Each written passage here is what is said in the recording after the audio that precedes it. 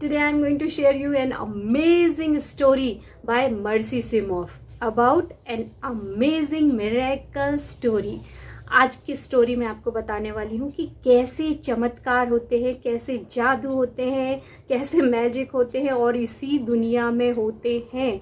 Yes my dear friend, हम कई बार इन चीज़ों को नोटिस नहीं करते हैं, बट जब कभी इस तरह की घटनाएं होती हैं तो वो हमें विश्वास करने पे यकीन दिलाती हैं और हमारे उस विश्वास को भी पक्का करती हैं कि कहीं ना कहीं एक सुप्रीम पावर या यूनिवर्सल फोर्स हमारे लिए काम कर रही होती है और वो ऐसे कोइंसिडेंस करती है जो हमारे वेल बीइंग के लिए रहते हैं या जो हमारी डिज़ायर के फुलफिलमेंट के लिए रहते हैं.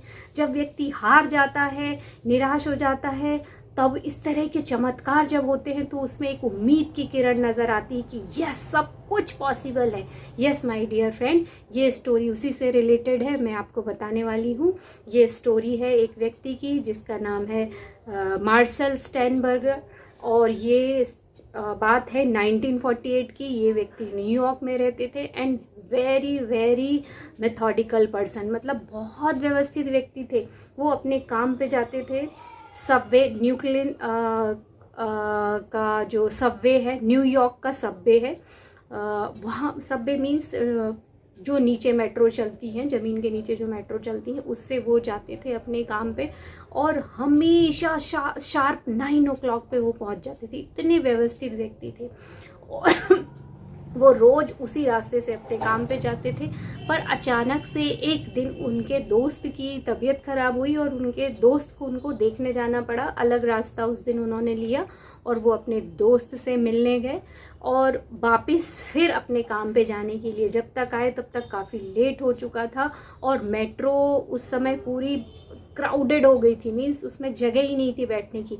अचानक से उन्होंने देखा कि एक सीट खाली पड़ी है और वो जाके फटाफट उस सीट पर बैठ गए और उनके बाजू में उन्होंने नोटिस किया कि एक व्यक्ति बैठा है जो कि हंगेरियन लैंग्वेज में न्यूज़पेपर पढ़ रहा है. तो उन्होंने, क्योंकि जो मार्शल थे वो खुद भी हंगेरियन थे, तो उनका इंटरेस्ट उसमें जागा और उन्होंने उससे पूछा कि आपका नाम क्या है. तो उन्होंने अपना नाम बेला पास्कल बताया और फिर इस तरह से उन दोनों में बात होने लगी. फिर उन्होंने पूछा कि आप भी हंगेरियन हो, फिर यहाँ कैसे आए. फिर उन्होंने सब कुछ अपनी स्टोरी बताई कि बस थोड़े महीने पहले ही मैं यहाँ शिफ्ट हुआ हूँ.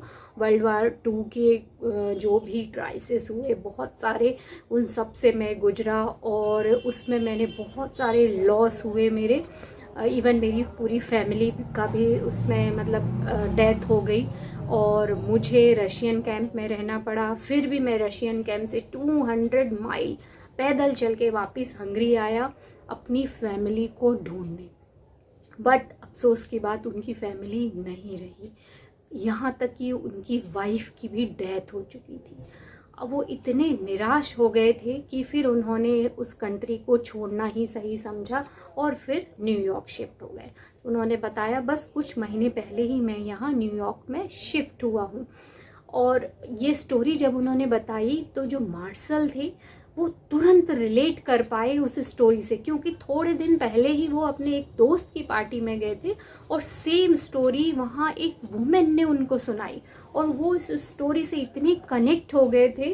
कहीं ना कहीं उनको वो स्टोरी इतनी ज़्यादा टच कर गई थी कि उन्होंने उस लेडी का नंबर लेके, एक पेपर पे उसका नंबर लेके अपने पॉकेट में रखा था. सारी स्टोरी सुनने के बाद मार्शल ने बेला से पूछा, तुम्हारी वाइफ का नाम क्या था. उन्होंने बताया मारिया. और उसके बाद फिर तो मार्शल ने कुछ बोलने सुनने का मौका ही नहीं दिया. तुरंत बेला पास्कल का हाथ पकड़ा और बोला हमको नेक्स्ट स्टेशन पे उतरना है.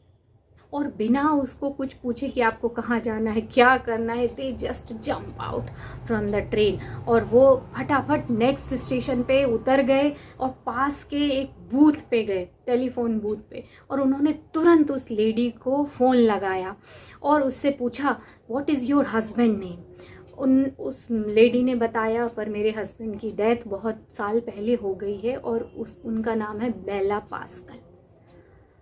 मार्शल आश्चर्यचकित हो गए और जब मार्शल ने बेला पास्कल से पूछा कि आपकी वाइफ का नाम क्या था तो उन्होंने बताया मारिया.